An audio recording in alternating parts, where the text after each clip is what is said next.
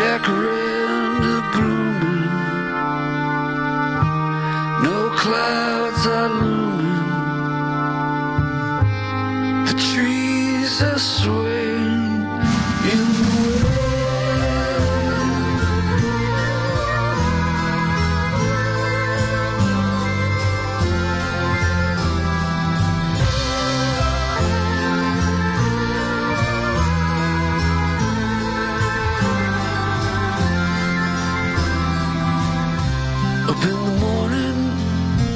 without a warning, the sun is a-shining like a newborn smile.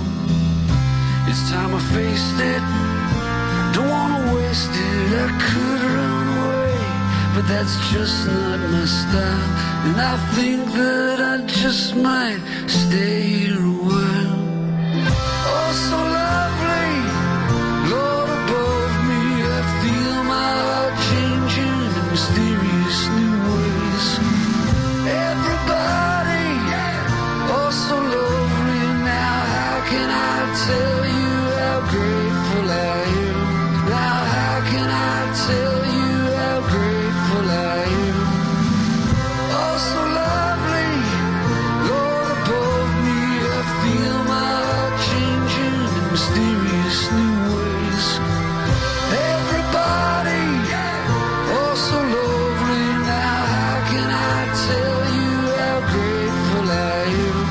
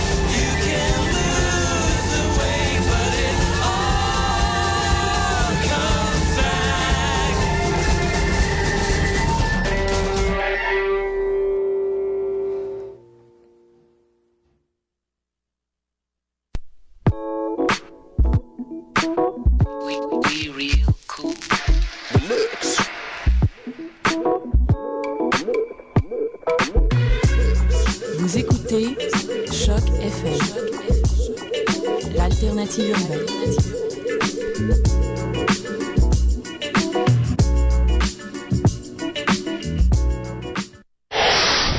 Les dimanches de 17 à 18h. Choc FM vous présente Mutation en compagnie de Paul Charpentier. House, Disco, Boogie.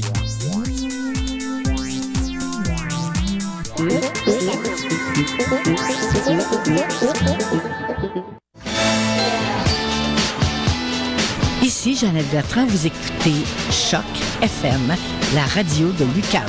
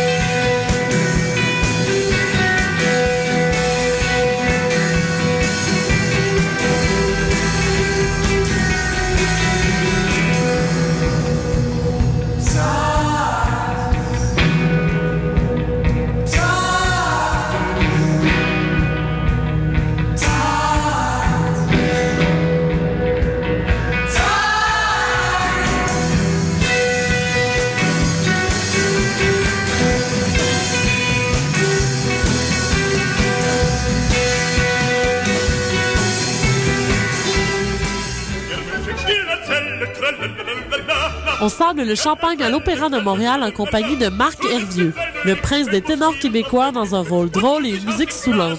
La chauve-souris de Strauss, une opérette décoiffante. À l'Opéra de Montréal du 26 janvier au 2 février 2013.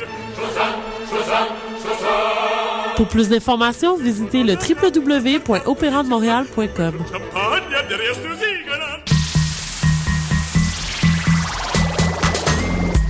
Janvier au 9 février, Igloo Fest t'invite à rallier tes troupes et à venir combattre le froid de l'hiver. Ce week-end, pars à la conquête avec Ellen Allen, Nina Kraviz, Kate Ranada, Tonight et plusieurs autres. Nouveauté cette année, l'événement s'étend sur 4 week-ends. Igloo Fest au Vieux-Port, présenté par Sapporo en collaboration avec Solotech.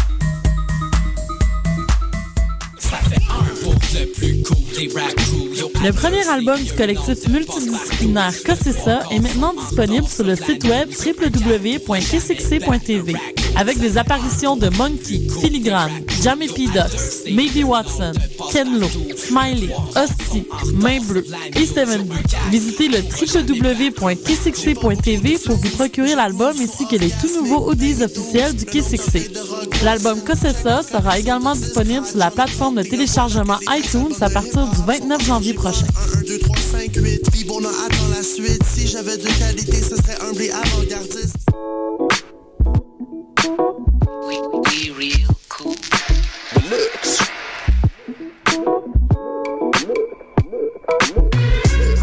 Vous écoutez Choc FM, l'alternative urbaine.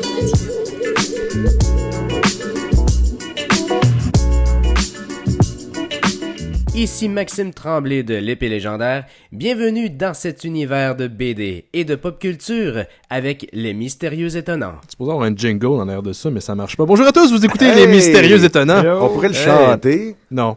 On peut, ben vas-y, veux-tu le faire, Jake?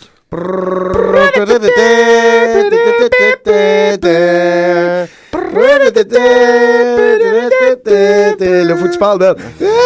En direct du 400 Sainte-Catherine-S, local AM 930. Vous écoutez, oui, Les Mystérieux Étonnants. Hey, low fight, toi. Hey, Colin. J'ai pas Simon, dragué. tu Tu faisais la bass. Ouais. C'était hot, man. Ça, C'était fucking hot, man, les gars. Ben ouais, hey, j'ai pas pogné le bon jingle, toi.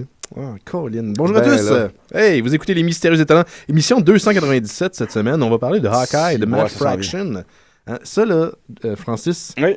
c'est une de tes meilleures suggestions depuis un Christy de bout. Je le dis en partant comme ça, là. Ah, j'ai C'est pas trop de mérite en plus. excellent. J'ai pas trop de mérite en plus, c'est une suggestion qu'on m'a fait. Ah oui? Qui l'eût cru? C'est le dernier au suivant, version BD comic book. Mais hein? qui t'a conseillé ça? Parce Ben que ouais. il faut remercier Mathieu Ligoyette, le critique du site web Panorama Cinéma, OK. et aussi un des nombreux collaborateurs aux fameuses publications qu'ils font. Là. C'est celles qui sont sorties récemment sur... Ouais, les volumes écrits, là, justement. Ouais, là, qui ont sorti récemment sur le cinéma de la Nikatsu. Ils en avaient fait un préalablement Cinéma sur japonais, le Giallo. là. Oui, sur le Giallo. Et ils en ont un, d'ailleurs, on leur fait de la pub en même temps. Là. Ils en ont un qui s'en vient sur le cinéma apocalyptique. Oh, wow, C'est à suivre nice. des très très belles publications. Donc, c'est lui qui m'avait recommandé ça autour de Fish and Chips. Et je lui fais vraiment Hawkeye. Tu y crées pas, hein? Ben, c'est la réaction qu'on a tous absolument eue, pas. Hawkeye. Ouais. Donc, il me les a prêtés. Mhm. Eh bien, voilà. J'ai comme fait, ben là, ça n'a pas de sens. Là. Il faut faire dessus. Donc, j'ai pas de mérite sur cette suggestion. OK. Ben, c'est une mais quand même, hein, qu'importe, c'est une Il très, le très bonne fallait. suggestion. C'est comme un Charlie Brown rencontre Hawkeye. Littéralement, c'est J'aime pas- ça, Charlie Brown encore Hawkeye. Oui, J'aime ça. on est dans ces zones-là. Bonjour à tous, vous écoutez Les Mystérieux Étonnants, l'émission qui fait partie de la communauté mondiale planétaire. Hein? On ratisse large.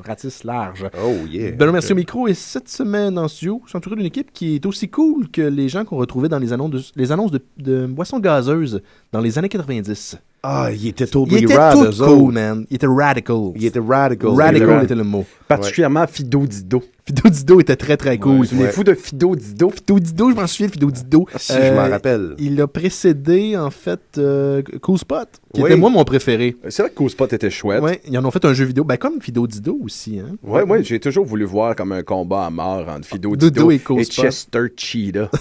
Ah oui. Parce que au combat du cool, les deux, là.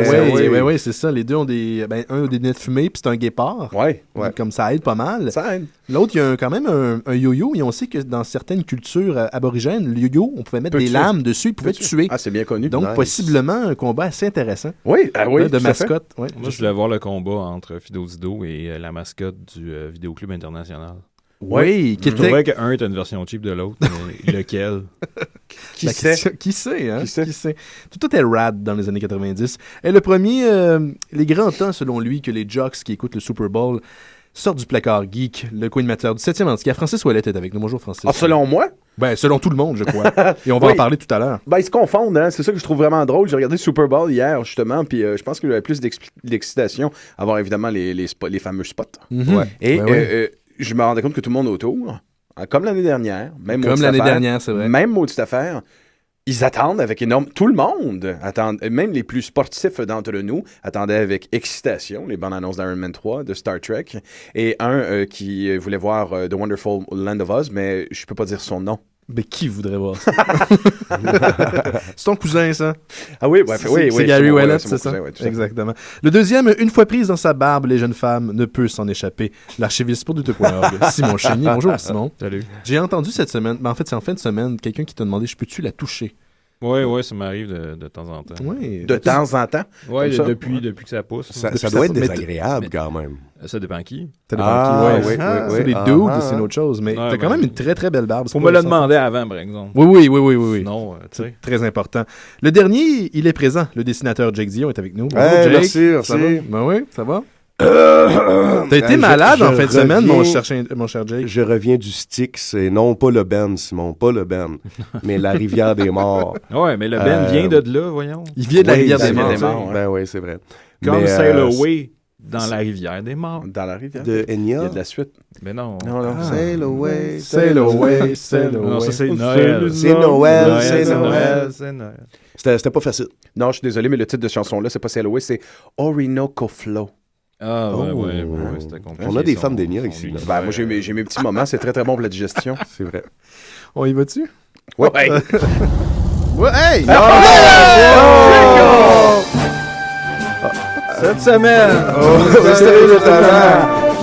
Un décalage Mad Fraction. avec des nouvelles. Vous écoutez Sur le la Mystérieux pop culture. Talent avec Simon, Johan, Francis et Benoît. Et Mo. Wow! Ben oui. OK. On va le laisser finir. Il fallait au moins le jingle. Ben, il est temps retardement, mais il est là. Commençons en nouvelle cette semaine, messieurs. Oui. Qui veut débuter cette semaine? Jake, veux-tu y aller comme tu es dans l'ordre, justement, des aiguilles d'une montre? Ah oui, je suis dans l'ordre d'une montre. Tu veux-tu que j'y aille en premier? J'ai une petite nouvelle un petit peu décousée. J'ai pas beaucoup de détails, en fait, puis sûrement vous l'avez vu passer sur les internets, mais je trouve ça tellement rigolo. Ça va un peu dans le sens, justement, du Super Bowl. On dit que maintenant, la culture populaire geek, elle est partout. Ça dérange certaines personnes. Certaines personnes ne veulent pas, justement, la partager. Non, ça appartient seulement aux initiés. Mais je crois qu'il y a ce qu'on appelle en anglais un bleeding. Il y a une influence qui se fait entre la culture populaire et la réalité. C'est indéniable. On peut pas argumenter ça. Comme Francis dirait, c'est inargumentable. C'est une nouvelle assez rigolote que je viens de voir passer sur le site du journal Métro, publié ici à Montréal dans justement le métro, le réseau de métro. Pas l'épicerie, là. Non, pas l'épicerie. D'ailleurs, je sais pas s'il y a comme une espèce de guerre entre les deux. Ça serait drôle. S'il y a un gars du métro puis du métro qui se rencontrent, est-ce qu'il explose? Quelque chose comme ça, ça serait intéressant de voir. C'est en fait une nouvelle quelque chose qui s'est passé à Belson en Anor. Et j'ai pas eu le temps de vérifier c'est quoi comme un vrai amateur où c'est passé. En fait, je vais vous expliquer le contexte.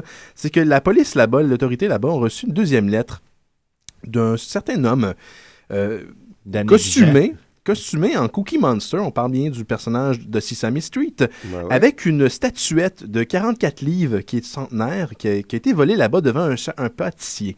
Donc, la première lettre, c'était la deuxième lettre. La première lettre demandait que des biscuits soient envoyés à des jeunes enfants malades dans les hôpitaux. Et là, une deuxième lettre qui a été découpée, en fait, le texte a été découpé, vous savez, comme dans les journaux, là, un classique justement des enleveurs d'enfants, demande justement à trouver une façon de la remettre, donc d'ouvrir un dialogue avec les autorités.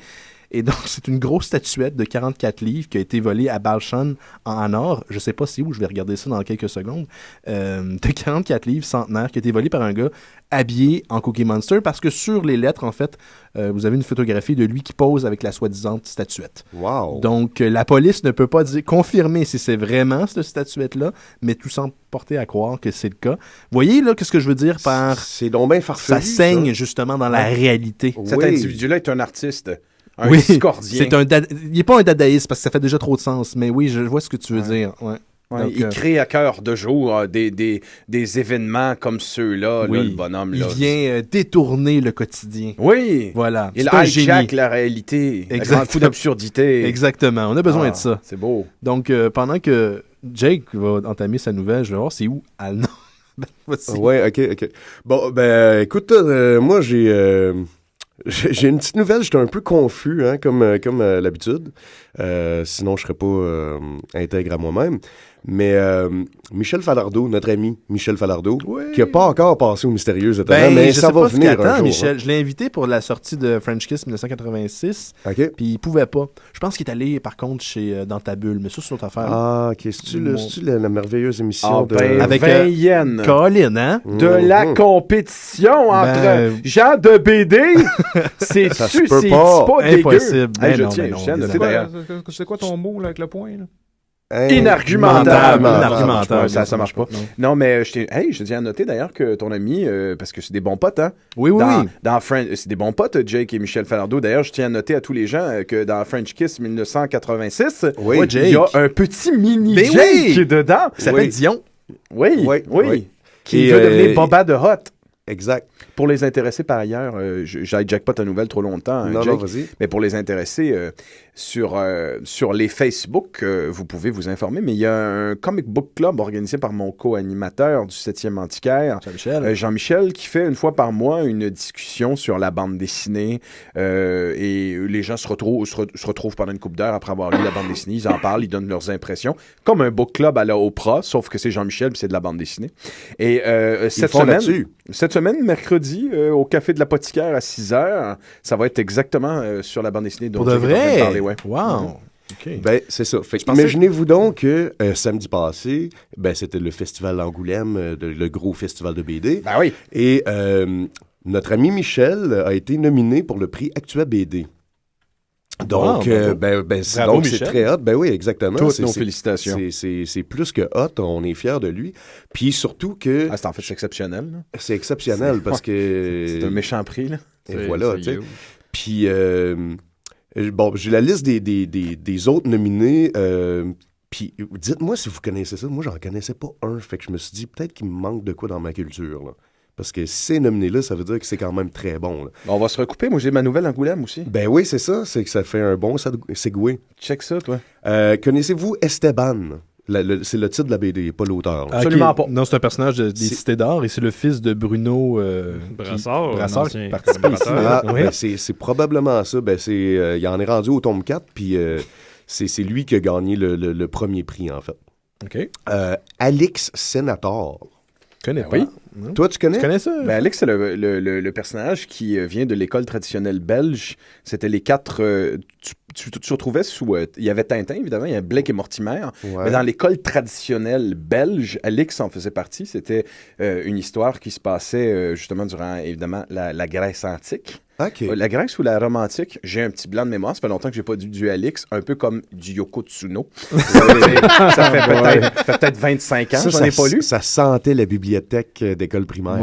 Alix, c'était vraiment une bande dessinée de l'école belge avec le trait de crayon qu'on retrouvait dans cette école-là, justement, à la Blake et Mortimer, mais tu sais, aussi avec les bulles dans lesquelles la calligraphie est si magnifiquement penchée sur le côté.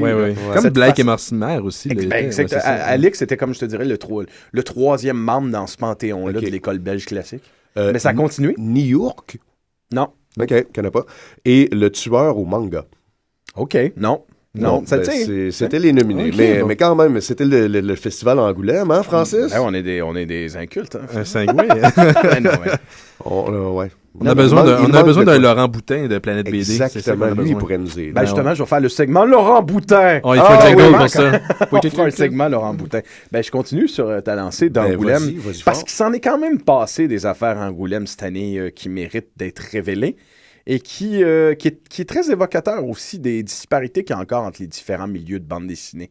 Alors qu'Angoulême devrait être un milieu de célébration, ben il y a encore des... Non, ça, c'est pas de la BD, ça, c'est de la BD, ça, c'est de la BD, ça, c'est pas de la BD. Il y a encore ce mouvement-là. Le fameux roman graphique versus BD, versus comique. Pire que ça. Ouais. Check bien ça. Ben, comme vous le savez, les prix ont été effectivement attribués et le Grand Prix d'Angoulême pour cette 40e édition a été donné à un dessinateur satirique néerlandais qui s'appelle Willem, qui a 71 ans et qui maîtrise l'art. Check bien ça, qui maîtrise l'art, évidemment, du traitement choc sur une seule case, comme la plupart des bons satiristes sont capables de faire. Donc, c'est pour l'ensemble de l'œuvre de cet homme-là qu'il a reçu son prix. Le prix de la meilleure bande dessinée de l'année, c'est pour le volume 2 de Quai d'Orsay. Et ce qu'il y a de particulier avec le prix qui a été remis à Quai d'Orsay, le volume 2, c'est que l'auteur... Le scénariste qui s'appelle Abel Lanzac, c'est pas son putain de nom et personne ne savait c'était qui.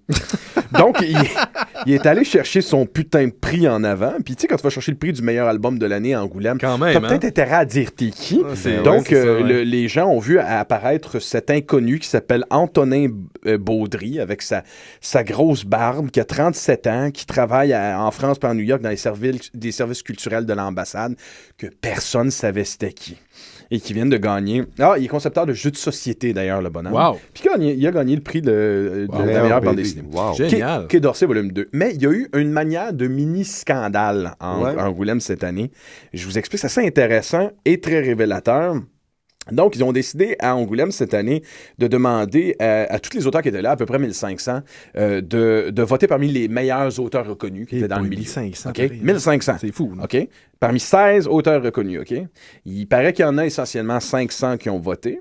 Et le prix qui a été donné à ce fameux satirique néerlandais dont je vous parle, qui a été remis, il semblerait que ce n'est pas la majorité des gens qui avaient voté pour lui. Donc, le vote démocratique ici qu'ils avaient proposé n'a pas pantoute fonctionné, que le suffrage est une maudite schnoute dans ce cas-ci. Donc, c'est eux qui ont décidé malgré tout de la personne qui allait recevoir le prix, c'est ça? Exactement. Donc, les gens se sont posé des questions. Qu'est-ce qui s'est passé exactement?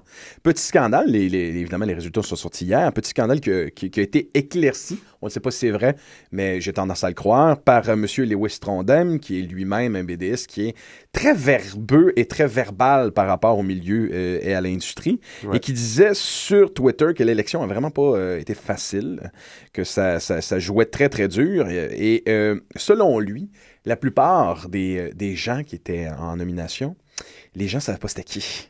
Les gens ne savaient même pas c'était qui. Et parmi les noms, qui créaient évidemment le côté dubitatif de la chose, les gens c'est qui lui? Ben, il y avait un Japonais qui s'appelle Katsuhiro Otomo. Les gens ne savaient pas c'était qui. Non. C'est le gars c'est le créateur d'Akira. Il ne le savait pas. Il y avait un fameux Akira Toriyama. Voyons donc, ça se peut pas. Il y a Shituna, c'est le créateur de Dragon Ball. Oui. Donc, c'est quand même la plupart du monde ne savait pas c'était qui selon Lewis Trondheim. Sous toute réserve, c'est Lewis Trondheim qui tweet ça. Mais j'ai tendance à faire confiance à ce bonhomme-là parce que c'est un grand défenseur de l'art du 9e art. C'est un bonhomme qui a toujours été très articulé sur le coup, sur la chose, puis qui s'est toujours prononcé, mais c'est pas tout. Hein. Il y avait aussi là-dedans Chris Ware et Alan Moore. Donc, tu fais Alan Moore, qui aurait pu avoir des prix honorifiques pour l'essentiel de leur carrière. Mais quelque chose qui s'appelle Google dans le pire des cas, hein, parce que je viens de attends, quand tu fais partie d'un jury d'Angoulême, tu sais pas c'est qui Alan Moore. Je peux comprendre, je suis d'accord avec toi, Jake, mais je veux dire, dans le pire des cas, est-ce qu'ils ont donné le prix, en fait, parce que, justement, les gens ne savaient pas pour qui voter, ils votaient pour les plus populaires? Ben non, moi, j'ai l'impression qu'ils ont donné le prix, littéralement, parce que les gens ne savaient pas c'était qui. OK, ils ont fait fuck it, on va donner ça à ce dude-là. On va le donner à ce gars-là. Là, on a un problème. Le problème qu'on a, c'est qu'on a l'impression que le prix a été donné à Willem parce que les gens étaient complètement dans l'incrédulité de savoir c'était qui ces gens-là de la bande dessinée, du manga. Alan Moore, ben là, on n'est pas en train véritablement de parler de BD. Je pensais qu'en France, il me semble qu'en France, ça va quand même de mieux en mieux, surtout pour le manga. Le manga se vend bien, mais chez les jeunes. Ouais. Ah ouais? Chez les jeunes, beaucoup plus. Chez les adolescents, beaucoup plus que chez les BD. Uderzo avait peur, justement, de l'évasion du manga il y a quelques années. Il a fait une parodie, justement, dans Astérix. On se souviendra que dans, justement, Le ciel lui tombe sur la tête. un album vraiment étrange, un des plus déstabilisants que j'ai lu d'Astérix de toute ma vie. Astérix affronte des archétypes qui ont rapport avec les autres bandes dessinées. Ben, c'est ça. Ouais. Et il affronte Mickey Mouse, il affronte un Superman qui est Schwarzenegger, et des insectes qui montent des robots qui s'appellent les Nagma. On a juste changé une lettre de place. Non, c'est ça, oui.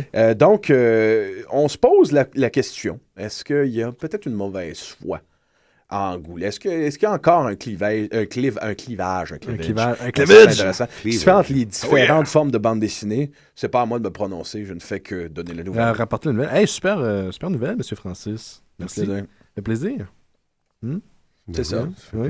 À toi. Wow, on attendait. Beau petit moment de tendresse. En passant, je veux juste, pour faire pas moins mon cave de tout à l'heure, là, je parlais d'une ville, en fait, c'est Hanovre. C'est en Allemagne. Oh, Hannover. Hannover, merci. Je suis nullement allemand, je ne parle pas allemand du tout. Et Balchen, c'est en fait le nom de la pâtisserie où a été volée la statuette, justement, de 44 livres. Donc, vas-y, moi aussi, j'ai une nouvelle sur Angoulême, en fait. Ah ouais, ça va bien. Wow, ils ont annoncé les films qui sortiraient cette semaine en DVD. C'est bon. Donc, le premier qu'ils ont annoncé, c'est Perfect Ending. C'est réalisé par Nicole Kahn, qui a réalisé les classiques Helena Undone et Claire of the Moon. Hein? Ben oui. Ça met en vedette Barbara Niven, Jessica Clarke et le papa dans Home Alone 1 et 2. Ah oui, c'était dude-là. Oui, ouais. John Hurt, je crois, ou quelque chose de genre. Pas Hurt, là, j'ai dit Hurd. Pas John Hurt. Et en gros, c'est l'histoire d'une cougar qui se paye une escorte pour trouver la passion. Ah ben oui. Okay. Et c'est comme filmé très caméra HD. Va être cheap, là. Ouais, cheap. Et j'ai un Google Translate. Bien sûr. En fait, qui est sorti d'Angoulême directement. Oui. Rebecca a un secret très inhabituel qui n'est pas même ses meilleurs amis connaissent. La dernière personne sur Terre, elle s'attend à le révéler à un prix élevé, escorte nommée Paris. Escorte nommée Paris élevée. Ouais. Mm-hmm. Ce qui commence comme une comédie d'erreur finit un voyage unique érotique. Effort non conventionnel de Rebecca de se trouver son cru, évocateur et souvent plein d'humour, mais toujours très réel, très humaine. Parfois, une fin parfaite n'est pas ce que vous attendez qu'il soit. Ah, c'est vraiment bizarre, c'est mon adolescence au complet. Oui, quand même. Parfois, une fin parfaite, ouais. Non, toutes. Ah, tout au complet. Il y a David Descoteaux qui était à Angoulême aussi, qui a annoncé qu'il sortirait un film qui s'appelle A Talking Cat, point d'exclamation, point d'interrogation, point d'exclamation. Oh, mon Dieu. C'est un film familial de David Descoteaux, mais c'est filmé dans la même maison de tous ces maudits films. De Gambéden. De la série film 13-13. Oui. Il n'y a pas de Gambéden, sauf, je pense qu'à un moment donné, il y a un jeune qui est dans une piscine, mais bon, c'est pas le but. Là, on a un chat qui parle, qui est... le chat est en bédaine. Le chat est en bédaine, oui. Oui, non, c'est sûr. Et la voix du chat est interprétée par Eric Roberts. Ah, ouais! Le mafieux dans Batman. Oui, le frère de l'autre. Et pour avoir vu le trailer, le chat, c'est une des animations de voix de bouche de chat la plus cheap que j'ai vue parce qu'il a juste découpé l'image. Puis il a bougé avec un fond noir en arrière. Ah non, ça c'est fucking cheap. Fait que c'est extrêmement cheap. Mais est-ce que tu penses que ça va faire un genre de Birdemic ou un... Non, c'est juste ça va juste être... mais c'est un film pour enfants, pour la famille. Oui, c'est un film pour la famille. Et vu que ça se passe dans la même maison, il y a beaucoup d'écho. Parce que c'est mal. Le dude, dans la même maison où il a filmé tous ses films homo-érotiques, va littéralement il a filmé un film pour la famille. Un film pour enfants, ouais. C'est pas le premier qu'il fait, il en a fait une couple. Oui, je sais, oui. Il y en a un autre, ça, j'étais surpris de voir qu'il y a encore du monde qui voulait sortir de quoi là-dessus. C'est BB Geniuses 3. Baby Squad Investigators, a.k.a. BB Geniuses and the Mystery of the Crown Jewel. Ah, que ça a l'air pénible, man. Tu pourrais inventer un titre, puis ça serait pas... non, c'est ça. Et, en fait, c'est réalisé... Parce que les deux premiers étaient réalisés par Bob Clark, qui avait fait Black Christmas et Christmas Story, qui était rendu là. Au ras des pâquerettes. Et celui-là est réalisé par Sean McNamara, qui est pas un des frères McNamara. Non, et qui va faire le Baby Geniuses 4 et le 5. Ah, ben c'est déjà prévu, là. Oui. Ils savent que ça va vendre. Là. Et il a déjà fait des épisodes de That's So Raven. Et c'est avec John Voight. John Voight. Ouais. Ouais, John Voight, ça lui va bien. Là. Ouais, Voight comme vide. C'est un joli petit nom, ça lui va très bien à Voight. J'en ai un. Et fuck le résumé. Et un autre film qui a été annoncé à Angoulême. Ah, oui. Je vais lâcher ma joke. Ça s'appelle Mafia. C'est réalisé par Ryan Combs et c'est avec Ving Rhames, Pam Grier et le T-1000 Patrick. Robert Patrick. Je l'aime, lui. Ça, c'est un casting idéal. Oui, mais attends, Pam Grier, elle tourne encore. Oui. Moi, je pensais que c'était fini après Jackie Brown. Mais non, elle a été dans le L-Word. Oui, elle avait un rôle important dans le L-Word. Ouais. Moi, je pensais que c'était fini après Frankenstein 88. Ouais. Tourné sur la promenade Ontario. Mais non. Donc, elle a fait Jackie Brown. OK. Et j'ai pas trouvé de résumé, sauf que sur l'affiche, c'est marqué « He crossed the wrong cop ». Et j'ai traduit ça par « Il a fappé le mauvais policier ». Moi, j'appogne. Ouais, t'appogne. Moi, j'appogne. Ouais, le verbe de « fap ». Oui. Fapper. Fap.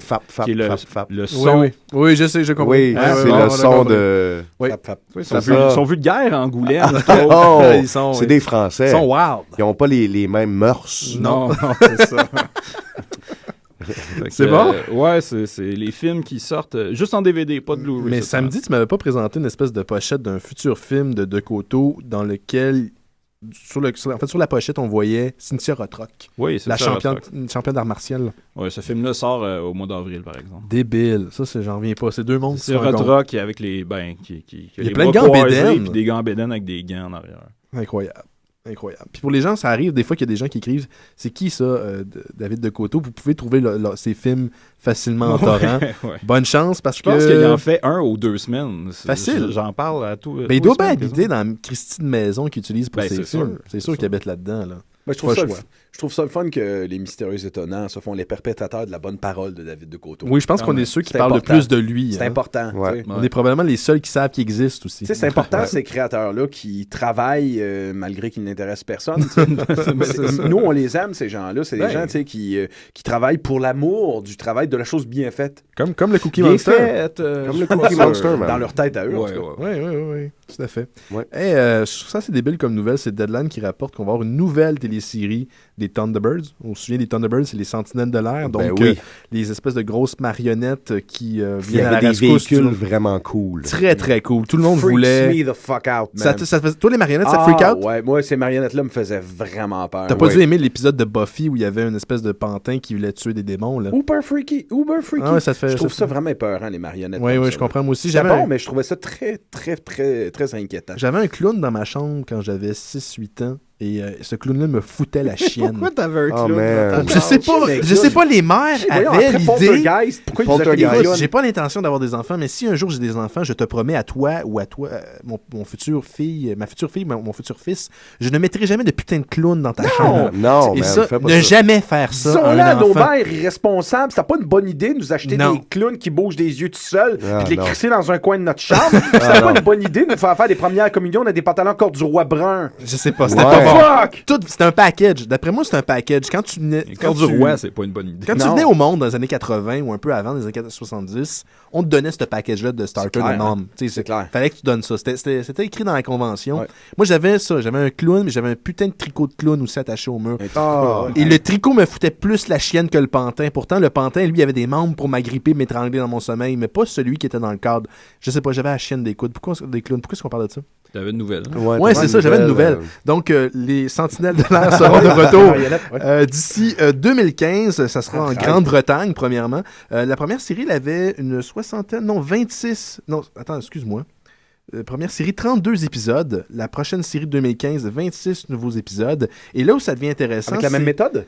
Oui, c'est ça. Ça combine, en fait, des décors réels. Donc, je traduis littéralement ce qu'on dit. Donc, du real life, des décors réels, probablement des décors en marionnettes, et des animations de synthèse. Donc, je sais pas comment ça va s'intégrer. Ça sonne pas bien. C'est ça, c'est l'animation de synthèse qui fait mal un peu là-dedans. Ça jure toujours un peu. Ce qui est intéressant, en fait, vous voyez encore comment la culture populaire est dans son heure de gloire en ce moment. C'est un homme du nom de Rob Oakji, qui est en fait l'éditeur, qui va être le scénariste en chef de la série. Et lui, ce qu'il a fait dans le passé, en fait, il a été éditeur et scénariste sur Legion of Super Heroes, Teen Titan Go et Generation Rex. Donc, des dessins animés qui, principalement, traitent de super-héros. Donc, on va peut-être aller chercher le côté héroïque, justement, dans cette nouvelle télésérie. J'ai pas le titre français, mais ça va s'appeler Thunderbirds Are Go, qui était en fait l'expression qu'il disait quand il se pitchait, justement, vers le danger. Je suis très intrigué. Est-ce quelqu'un qui a vu le film réalisé par Jonathan Frakes? Non. Ouais, il était long, hein. Il y avait des longueurs dans ce film-là. Mais moi, j'ai vu Team Force America. Parce que pour toi, le film en live action de Thunderbirds était réalisé par celui qui jouait Riker, le number one dans Star Trek Next Generation. C'était lui? Oui, qui à l'époque de Star Trek Next Generation, le gars, il réalisait de temps en temps comme ça, on the go, quelques épisodes. Et ce bonhomme-là s'est trouvé une fascination pour la réalisation. Depuis, il a fait quelques films et il a réalisé, c'est probablement l'acteur de Star Trek qui a réalisé le plus d'épisodes. Il a aussi réalisé des épisodes dans les émissions de Star Trek où il ne jouait pas. Oui, surtout dans Enterprise, la plupart sont revenus justement pour la dernière série. Oui. Il s'est recasté lui-même dans le rôle de Riker avec Martina Sirtis qui joue Deanna Troi. Et ils essayaient de nous faire croire qu'il n'avait pas vieilli. Non, parce que l'épisode... lamentable. C'était le dernier épisode justement de la saison d'Enterprise, la 4e saison. C'était quand même assez brillant. Oui. L'épisode était raconté par le biais du holodeck. Et Jonathan Frank et justement celle qui jouait Diana était dans ce holodeck-là et regardait ce qui se passait justement dans la dernière aventure des gens de l'Enterprise. Ce qui était moche, c'est que ça se passait durant la première saison, la première série justement de Next Generation, tandis qu'il aurait pu faire justement le couple, parce qu'ils sont en couple, sur le Titan. Le vaisseau qui... Le faire post-Nemesis. Là, exactement, post-Nemesis, ça aurait fait du sens. Puis tu sais, je veux dire qu'ils sont vieux. Ça paraît. Et très vieux, là. Oui, et bordel. Ça fait mal. Ça fait mal, pas mal. En fait, c'est ça pour ma nouvelle concernant justement les Thunderbirds, les Sentinelles de l'air. Moi, j'ai hâte de voir ça d'ici 2015. Il n'y a pas de date de sortie, justement, ici en Amérique du Nord, mais garde, torrent, on s'entend qu'il n'y a pas de limite. Hein. Je dis ça de même. C'est Jake? Oui. Aimez-vous les poulpes? Ben, c'est clair. Aimez-vous les robots géants? Aimez-vous le monde qui sont en train de se courir après avec une espèce de tête en forme de spirale qui absorbe genre l'énergie? Oui, ça c'est très spécifique. Je veux dire, oui. T'es en train de parler de manga, Non, je suis pas en train de parler de ça. Non? Mais ça pourrait se rapprocher. Je suis en train de parler d'un site et qui est en fait le nom d'une compagnie qui s'appelle Ultra Copain. Avez-vous déjà entendu parler de ça? Ultra Copain, non, mais c'est tellement sympathique. C'est malade. Camarade, oui. Tu l'as vu, hein? Je pense que tu nous en avais parlé sur les Facebook. Et c'est assez exceptionnel. On peut se perdre là-dedans durant 4 heures. Exactement. C'est quoi, juste? C'est 2 gars qui ont starté une petite compagnie. C'est pas très clair ça va faire quoi. Ils veulent faire comme des produits dérivés, des t-shirts, peut-être des BD, mais c'est 2 auteurs de BD. Dont Guillaume Saint-Gelin, le maître et le magnifique, et Hugo Gattori. Gattoni, excusez.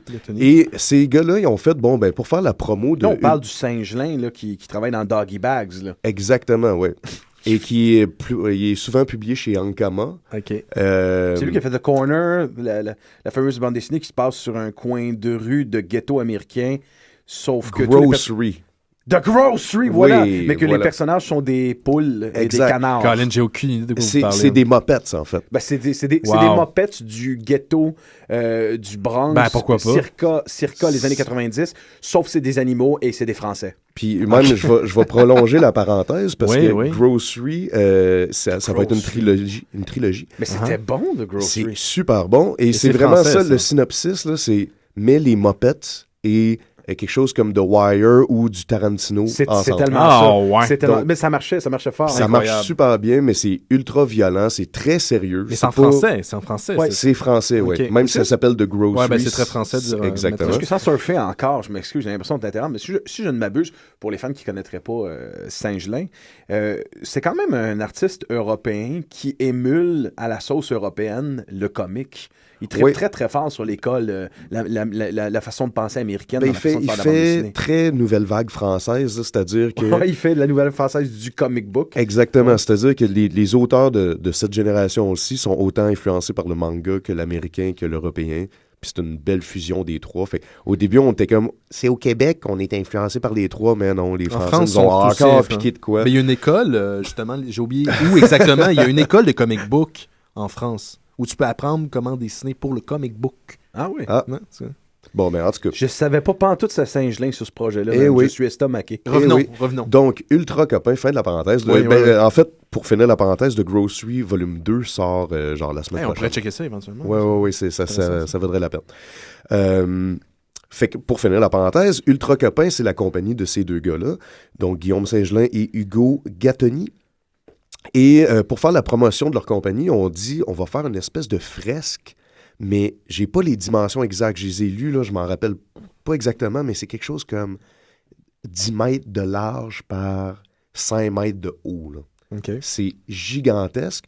Et ils ont scanné ça, ils ont numérisé ça. Ils ont compressé. C'est comme un Google Maps. Exactement. OK. Fait que tu peux zoomer dans le dessin, puis ils ont décidé de mettre un petit truc, tu sais, pour, mettons, tu peux laisser des messages, tu peux laisser des petites annotations, tu peux... Et les autres internautes peuvent le consulter. Exactement. Fait que tu peux vraiment, puis toi-même aussi, juste en tant que spectateur, mettons, tu peux faire un link à telle scène. Sauf que c'est tellement détaillé, c'est pas... c'est vraiment une espèce de croisée entre Où est Charlie et du Jeff Darrow. Là. Oh. Fait que c'est ultra détaillé, en noir et blanc. C'est ça, c'est en couleur ou c'est en noir et blanc? C'est en noir et blanc. Et tu peux te promener là-dedans, là, sérieusement. Des là, pendant... T'as-tu l'adresse du site? C'est ultracopain.com. J'adore Ultra Copain. T'as l'impression que la cafétéria des Ultra Copains, c'est en couleur pastel. Copain avec un S ou pas de S? C'est une belle découverte. Ultra Copain, pas de S. Yeah! Mon salaud, t'as mis ça Fuck sur le ton pluriel. T'as mis ça sur ton Facebook pendant que j'étais au travail, moi. Ouais. Puis là, 1 heure plus tard, je fais tabarnak, là. C'est le temps de travailler. Je travaillais pas, là. Moi, je l'ai regardé 3 fois, puis j'ai pas fini de le regarder. Faut que j'aille encore, voir là. ça m'intrigue. C'est super cool. Excellent, merci Jake. Mr. Frank. Voilà. Que serait la vie, Benoît, sans une bonne nouvelle Allons-y. de Hulk? Yeah! Je suis un homme heureux. Oui. Tout ça est évidemment de la rumeur pour l'instant. Oui, c'est ça. OK. Mais ce qui est intéressant, c'est qu'il y a beaucoup de confirmations autour de la dite rumeur et des choses qui se consolident. On parle évidemment de ce qu'ils appellent maintenant la phase 3 des films de Marvel. Vous avez sans doute entendu les appellations. La phase 1, c'était Iron Man, puis ça finissait avec Avengers. Ouais. Ce qu'ils appellent la phase 2 va commencer avec Iron Man 3 et se terminer avec Avengers 2. Et la phase 3, là, on est dans le mystère pour bien des affaires, mais on sait que dans la troisième, il va y avoir le fameux et très attendu Ant-Man, il va y avoir Doctor Strange et quelque chose qui va finir autour d'Avengers 3 en 2017. Débile, hein? Attends, mais complètement Ant-Man fou, ne là. fait pas partie de la phase 2. Fort malheureusement, il semble que non. Fait partie de la merde. phase 3. Je ne sais pas pourquoi ils ont fait ces décisions-là. Juste avant, dans la phase 2, t'as Iron Man 3. Ouais. Thor, Dark World. Dark World. Captain America 2. Winter Soldier. Guardian of the Galaxies. Et tout ça va confluer vers Avengers 2. Ah, OK. Mais là, ce qui est intéressant, c'est qu'ils sont en train de placer comme un petit peu les chiquiers cosmiques. Puis là, ils se demandaient c'est quoi qu'ils allaient faire avec Hulk. Évidemment, Hulk, il va être dans Avengers 2. On veut tous. Oui. Et évidemment, Kevin Feige, l'espèce d'empereur de la nouvelle, c'est quand Kevin Feige donne une nouvelle par rapport à ce qui va se passer. Alors, on se garoche, hein? Là, on est comme, on se demande si c'est vrai. Tout le monde capote. Latino Reviews, Joe Blow couvre, tout le monde capote. C'est le président, le directeur de Marvel Studios. Exactement. Et tout le monde, les autres dignitaires de Marvel ont suivi depuis autour de la question de Hulk. Ils se disaient, c'est pas compliqué. Tout le monde veut voir la même chose. Tout le monde veut voir Planet Hulk.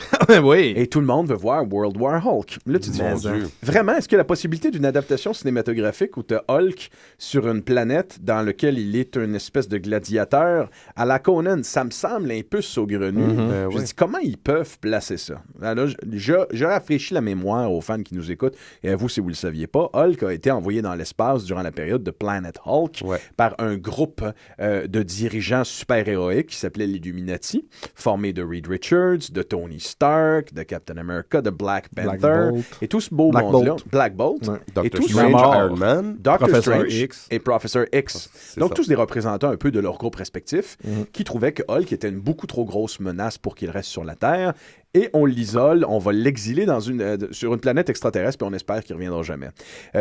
Ça devient un peu difficile. C'est pas ça. C'était pas ça. Il y a une... voyons. La trajectoire, elle a changé puis il s'est retrouvé sur la planète. Oui, exactement. Il l'exilait. Il voulait l'exiler, mais il ne voulait pas l'envoyer sur une autre planète. C'est très, très vrai. Il s'est retrouvé là par accident. Wow. J'ai mélangé, en fait, 2 storylines. Ce qui est intéressant, c'est que là, l'Illuminati, c'est pas vraiment possible à faire de la même manière parce que Reed Richards fait partie de l'équipe. Tu peux faire l'Illuminati dans un futur proche avec les Avengers au complet. Ça peut être juste une décision des Ça pourrait être juste une décision des Avengers. Ce qui est intéressant, par contre, c'est que Ant-Man et Doctor Strange, qui vont faire techniquement partie de la même phase que ce Hulk-là, sont intimement liés à l'histoire de Hulk dans les exils, les nombreux exils qu'il a subis. La première fois que Hulk a été exilé de la Terre, c'était relié à Ant-Man qui le fait rapetisser. Et Hulk a existé pendant pas moins d'1 an dans un monde microscopique. Le Microverse, là? Un Microverse, exactement, où il devenait quoi d'autre qu'un gladiateur qui se bat dans un monde pseudo-médiéval. C'est pour ça qu'il y a bien des gens qui ont dit que Planet Hulk, c'était pas original. Mais c'était bien exécuté, Planet Hulk, mais le créateur ne s'est jamais caché qu'il est allé grappiller à ce qui est considéré par bien du monde, moi y compris, comme la meilleure histoire de Hulk jamais écrite. Incredible Hulk de numéro 300 à 313, appelé informellement Hulk in Exile, écrit par Bill Mantlo, dessiné par plusieurs personnes, mais entre autres, un des premiers travaux faits par Mike Mignola dans Marvel. D'ailleurs, l'entrevue vidéo s'en vient. Ah oui? Oui, on va la voir. Oh, c'est nice, ça, c'est nice. Où on voit Doctor Strange ouvrir une porte à travers les dimensions avec le consort de tous les autres super-héros et exiler Hulk dans une espèce de carrefour intergalactique où toutes les portes des dimensions existantes dans l'univers de Marvel sont ouvertes et Hulk a juste à les traverser. C'est comme le monde de Narnia avec Hulk en tabarnak. C'est exactement le monde de Narnia avec Hulk en tabarnak. Et dans cette magnifique storyline, d'ailleurs, je vous rappelle que Bill Mantlo, fort malheureusement, est dans un état critique à l'hôpital et il a eu un accident qui, je crois que c'était un hit and run et c'est des frais faramineux. Ça coûte des frais faramineux à la famille de Bill c'est débile. Et ils ont créé un fonds pour aider Bill Mantlo parce qu'il a écrit énormément d'histoires très, très riches, très importantes. On a un fonds qui existe d'ailleurs déjà. Là. Ça s'appelle comment? Je pense qu'il y a un fonds. C'est quoi déjà le nom du fonds? Je peux regarder, mais il y a un fonds qui existe où les gens peuvent donner de l'argent justement pour venir en aide aux créateurs de bandes dessinées américaines. Ben déjà, un bonhomme comme Bill Mantlo le mérite amplement. Un hit and run après avoir fait. Mais tu crois, là on a dit que justement cette histoire-là allait se concrétiser? Là, pour l'instant, c'est la spéculation. Ça a enflammé complètement l'Internet aujourd'hui sur une série de sites. Le film de Hulk va faire partie de la phase 3. Là, on fait de la spéculation entre Avengers 2, qui va se passer essentiellement de façon cosmique avec Guardians of the Galaxy, puis avec Avengers 3 par la suite. On place un peu l'échiquier pour qu'il y ait une possibilité que Hulk soit un exilé. Là. Ça semble vraiment dans cette direction. Pour adapter ça au grand écran, ça va battre à plat de couture tous les Lord of the Rings, Bilbo le Hobbit. Absolument. Parce que c'est vraiment, littéralement, c'est Hulk qui rencontre Lord of the Rings. C'est génial. Ils l'ont adapté en moyen métrage, mais c'était poche. C'était pas très bon. C'était pas très bon, malheureusement, non. Madhouse qui a dessiné le dessin animé, justement, c'était ordinaire. C'était très ordinaire. On peut s'entendre que c'est un peu quand même saugrenu que les deux personnages qui vont être rajoutés à la phase 3 de Marvel, Ant-Man puis Doctor Strange, soient les deux personnages qui sont responsables de l'exiler pendant plusieurs années dans un monde parallèle. Ouais. Je fais, bon, les portes sont pas mal ouvertes. Disons mais là, quand on parle de la phase 3, là, on parle de quoi? C'est dans 10 ans, ça? Là? On parle de 2017. C'est pas si loin que ça, là, Jake. C'est dans 4 ans. Ben oui. Ils vont nous en servir. Là, ils vont mettre la table. Ils vont mettre la table, puis ils ont déjà commencé avec S.H.I.E.L.D. pour la télévision. On l'a souvent dit à l'émission, après les films, ou pendant, ou en parallèle, ce qui va rester, ça va être la télévision en télésérie. Wow. Ouais. C'est le fun. Hey, c'est très cool, man. C'est super. On spécule plus sur des BD, là. On spécule sur des films, sur un univers de films. Mais c'est ça qui est hallucinant, c'est que maintenant, tout ça se prête monumentalement là, à la spéculation. Tu penses à ce qui va se faire avec Avengers 2. Et l'implication de Thanos. Et là, tu vois que tout ça est relié là, dans une espèce de grande saga. Il faudrait juste qu'ils rachètent les maudits droits des licences qu'ils n'ont pas. Là. C'est-à-dire... Fantastic Four, ça urgerait, oui. Mais là, c'est impossible parce qu'ils la refonte se fait. Non, mais au moins, ils pourraient peut-être rajouter Daredevil maintenant. Peut-être, oui. Moi, ce qui me fait capoter, c'est au niveau justement de Days of the Future Past, la suite de X-Men, le commencement, First Class, à quel point Bryan Singer, la semaine dernière, on avait parlé à l'émission justement, va faire une consolidation de tous les univers populaire. Et moi, je pense que c'est pas seulement une suite, justement, à Days of the Future, X-Men le commencement, mais ça va servir à relancer la franchise des X-Men au cinéma. Donc, ne pas finir sur le 3e X-Men, The Last Stand de Brent Ratner, puis de repartir ça à zéro, sans refaire une refonte. Là. On va en repartir à zéro. Moi, ça m'excite littéralement. Ça va être super intéressant de voir ça. Il y a Fox aussi qui avait dit qu'il y avait... Ben, en fait, il y a Mark Miller qui travaille pour Fox maintenant pour essayer de consolider tous les films que Fox a. OK. Fait que Spider-Man... Donc, sûrement... non, pas Spider-Man. Spider-Man, c'est Sony. C'est ça. Mais sûrement, s'ils font la reboot de Fantastic Four, il risque d'avoir des liens avec ça. Ce qui est intéressant aussi... Ben oui, puis là, ils ont vu le potentiel que créer un univers de films, ben, ça rapporte à long terme parce que ton film est ton film, mais t'es en même temps une promo pour ton prochain film. Donc, t'as pas le choix. C'est comme... Veux-tu du crack? Oui, un petit peu de crack. Pendant ce temps-là, t'as DC qui dit, bon, la phase 1... Comment on fait? D'ailleurs, Bryan Singer, puis ça, on l'avait pas dit à l'émission parce qu'il a, je pense, tweeté le lendemain ou le surlendemain, était à Montréal au studio Melz pour, justement...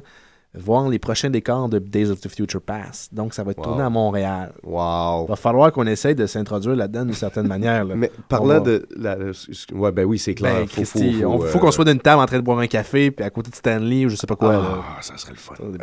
On peut rêver en couleur. Ah oui.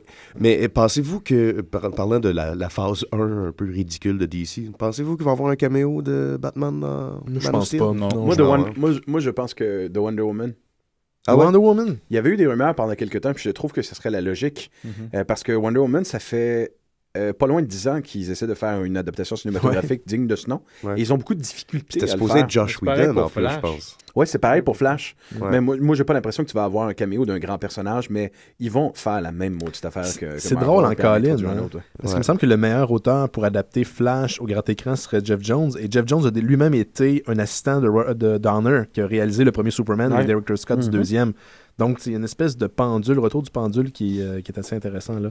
Il nous reste 15 minutes. Est-ce que, Simon, tu avais une autre nouvelle? Puis on peut peut-être parler du spot, justement, du Super Bowl? On peut sauter. On peut partir tout de suite? J'ai rien d'intéressant. En fait. Ben moi, écoutez, je pense qu'on l'a un petit peu tout dit au début de l'émission, mais c'est assez intéressant, justement, que maintenant, dans la culture populaire, autre que celle des super-héros et des films de geeks ou des téléséries de geeks, là, ça bleed in. Je pense que l'expression est vraiment meilleure en anglais, parce qu'on n'a pas vraiment d'équivalent en français.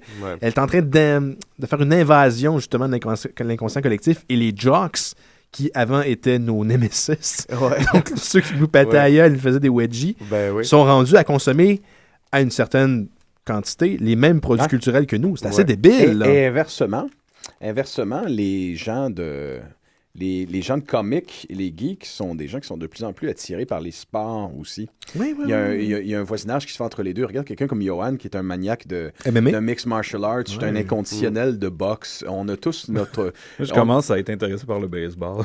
C'est ça qui est hallucinant, c'est que on l'a déjà dit souvent, mais il n'y a pas de plus grand geek en ce beau monde que les geeks de sport. Et de char. C'est ça qui est particulier. Ils sont capables d'aller chercher dans le puits des connaissances des trucs que n'importe quel fan de comics ne serait pas capable de faire à propos de son propre médium. Des statistiques par rapport aux joueurs, des statistiques par rapport aux parties. Complètement. Quand je regarde, mettons, les spéciaux d'avant-match ou d'après-match, tout ce que je vois, c'est des gens autour. Regarde le décor de l'antichambre, par exemple, à RDS. Ça pourrait être le décor, justement, tu remplaces quelques posters par des Superman puis des Spider-Man. Puis ça pourrait être justement un décor d'un sous-sol où des gens parlent de bandes dessinées puis de films. C'est la même affaire, sauf qu'on n'a pas 57 ans. Combien de fois cette émission... On n'a pas de costard. On n'a pas de costard avec une chemise. Combien de fois cette émission, Les Mystérieux Étonnants, a-t-elle sonné comme 110%? Oui, souvent. Souvent, c'est arrivé souvent. On se crie après! Mais moi, ça me fait halluciner parce que souvent, ce que les gens vont dire, des gens non initiés ou de mauvaise foi, c'est comme si c'était un réflexe initial quand on parlait de culture populaire. Ouais, mais ton Spider-Man, il n'est pas réel. Il n'est pas réel. Et puis, quand tu es en train... Non, mais je veux dire, quand tu es en train de spéculer par rapport au résultat d'un match de hockey dans 3 semaines parce qu'il est arrivé telle affaire de tel côté, puis telle affaire de l'autre équipe, puis t'es pas en train de faire le même niveau de spéculation que moi si je te demande qui gagne entre Superman versus Batman. T'es pas un peu dans la même zone, il me semble. Qui gagnera entre Mohamed Ali et Rocky Marciano? Je veux savoir, moi. On est exactement dans le même modèle. Oui, exactement, dans la même chose. On va commencer par le commencement.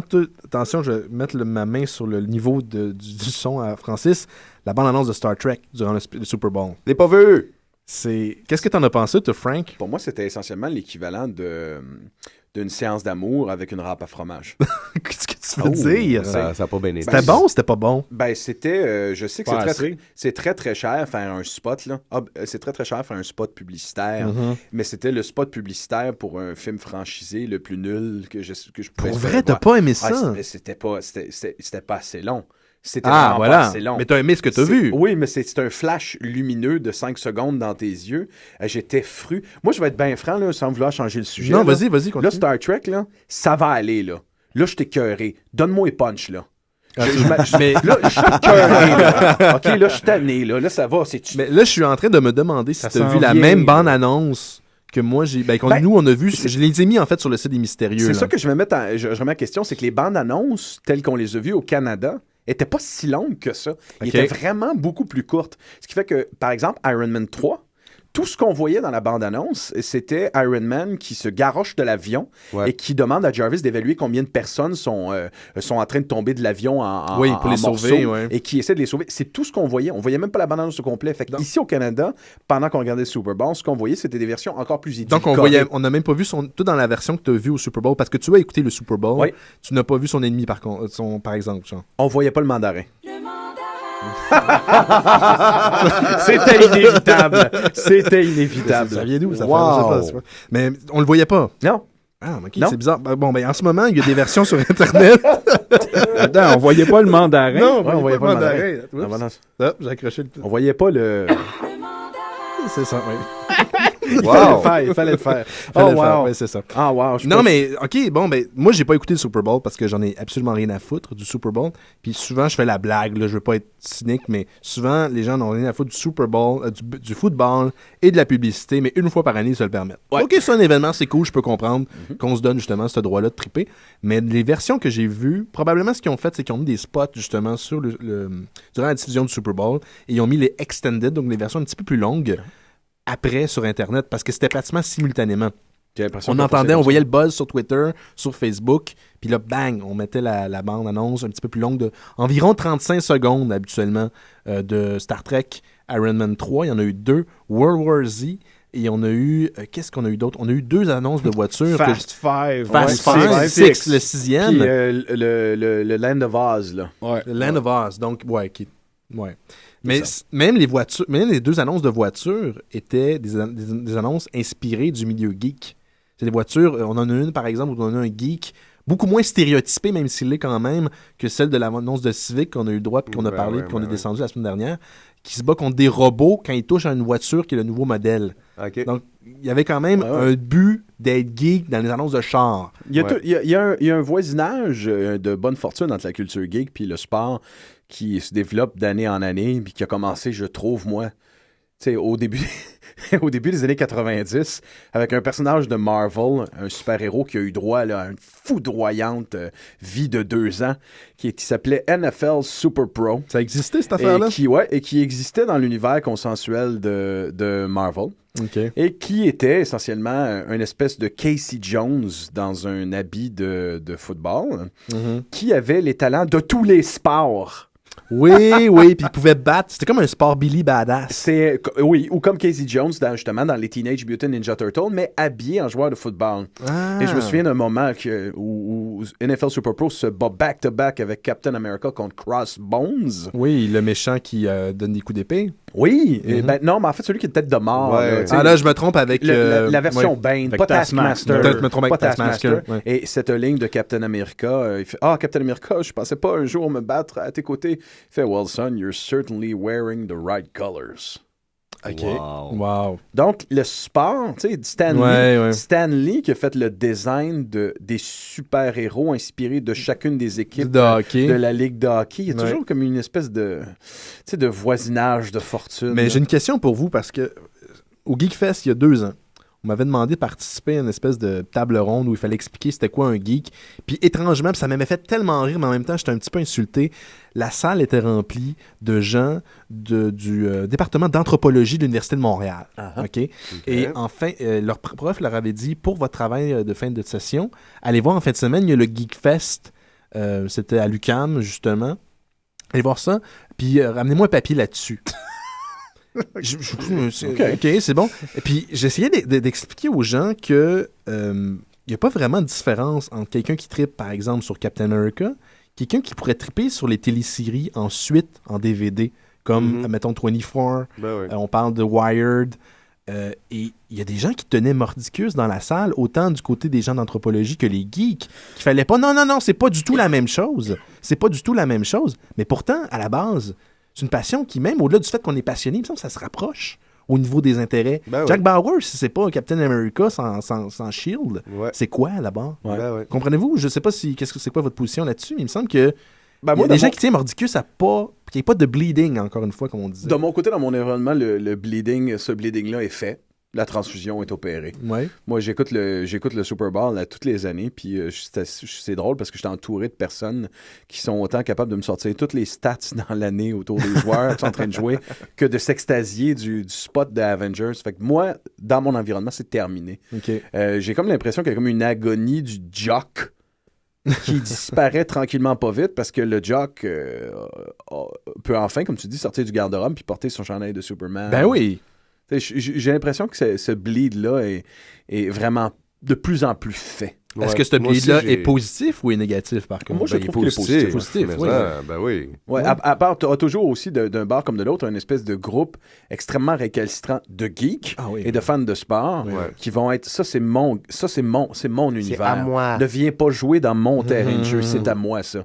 Tu le vois avec la bande énorme de sinistres imbéciles, et je stresse, Laurent en a parlé, de sinistres imbéciles qui décident de déterminer, qui pensent qu'ils ont le bon mot là-dessus, dire c'est quoi une femme geek, et que dans le fond, des femmes geeks, il n'y en a pas. Il y a que des wannabes qui regardent des lolcats puis qui portent des chandails de Wonder Woman.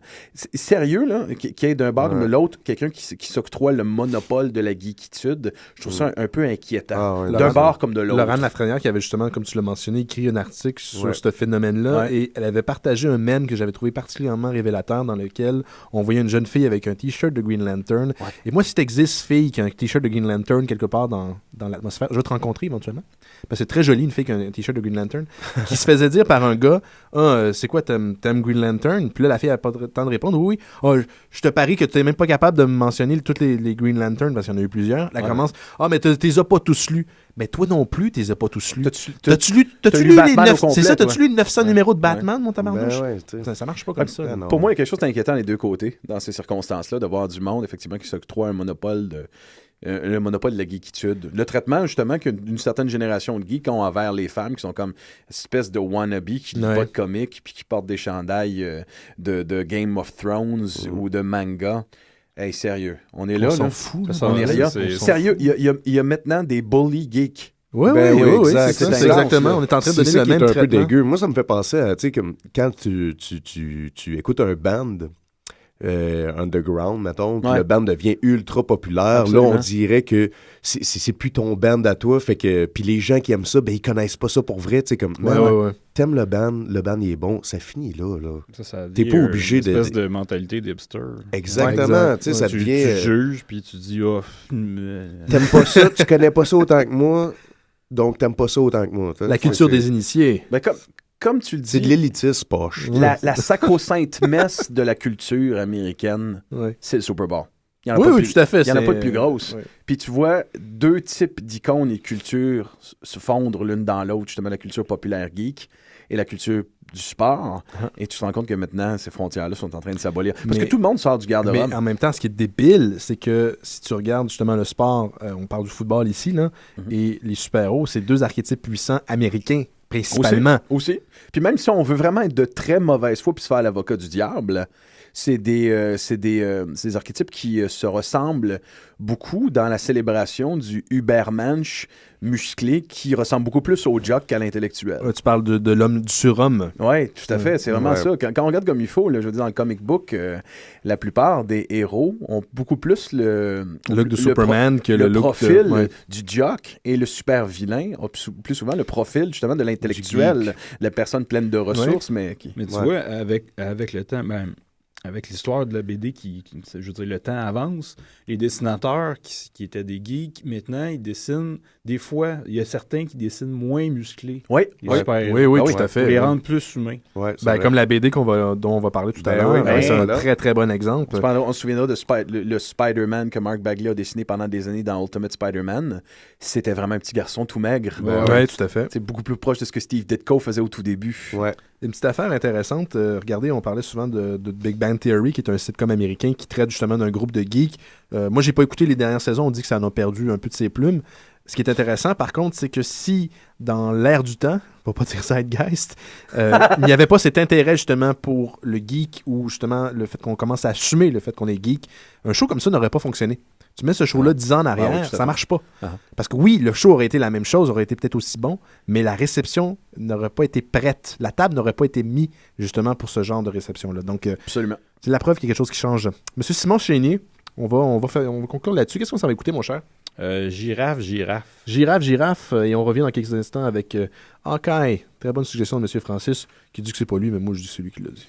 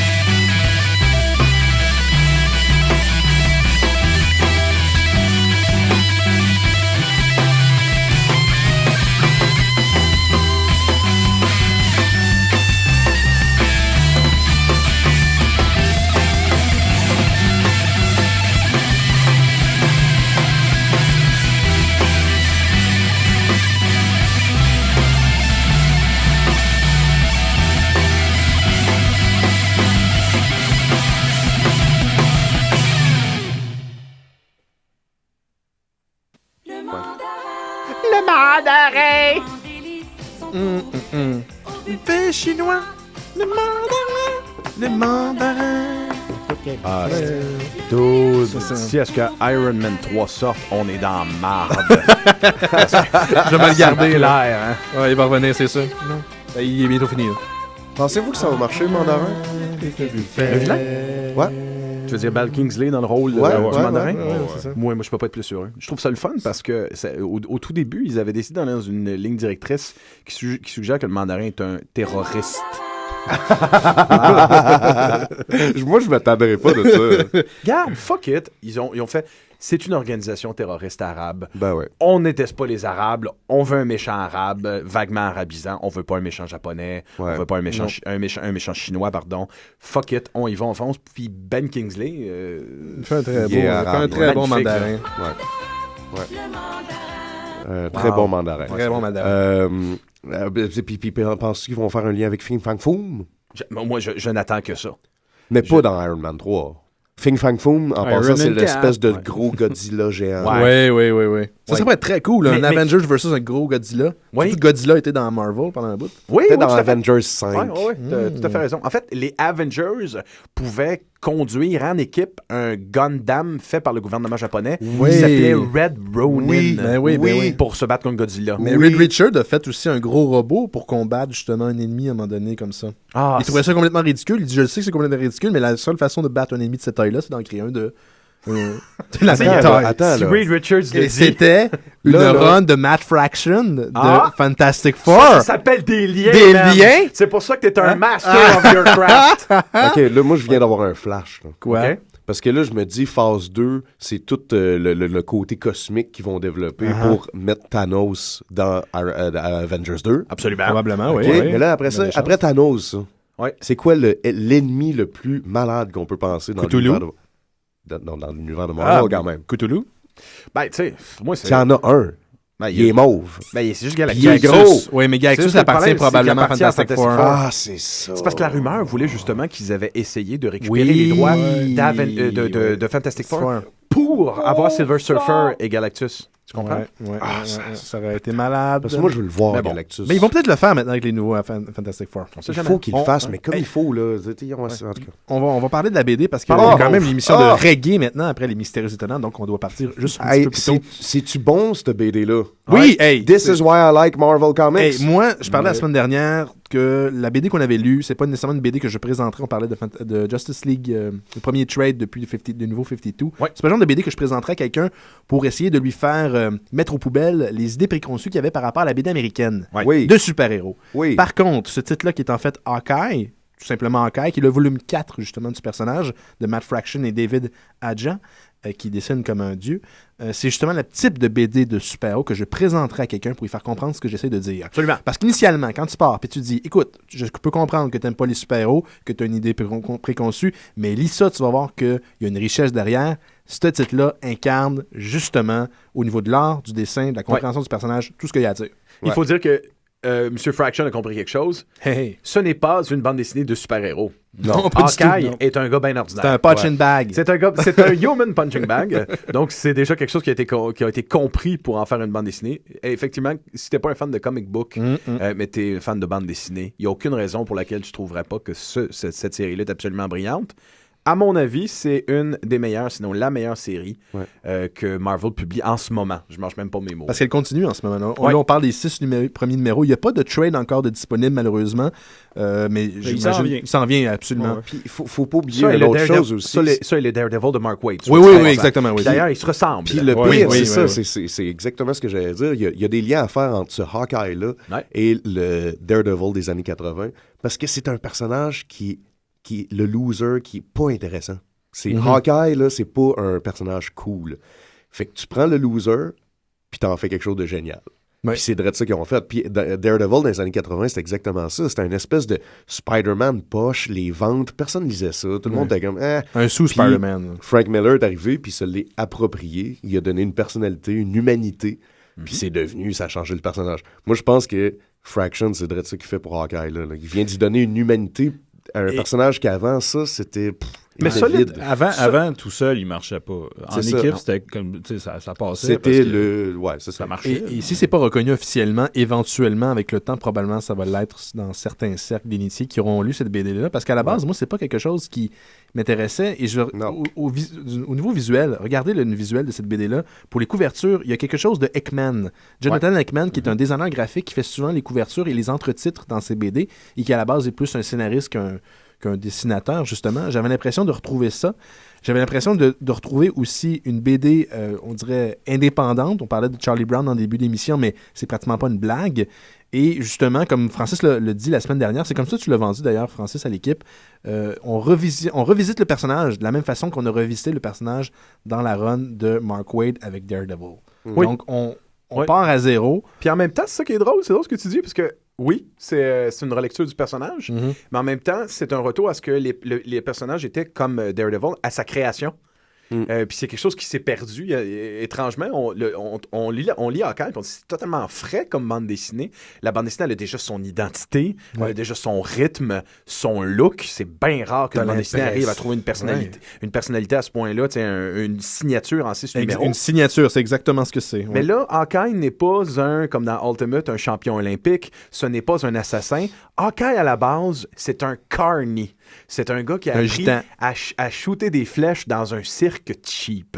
Donc, c'est un gars qui est cheap. Ouais. C'est un gars qui est à la petite semaine. Il se débrouille avec les moyens du bar. Rappelez-vous de l'épisode des Simpsons où tu avais des carnies qui roulaient Homer Simpson puis prenaient possession de la maison. C'est le fils du gars, mais qui devient fucking badass. C'est bon, ça. C'est exactement la même chose. C'est très, très bon. Matt Fraction a décidé d'aller épouser cette dimension-là du personnage.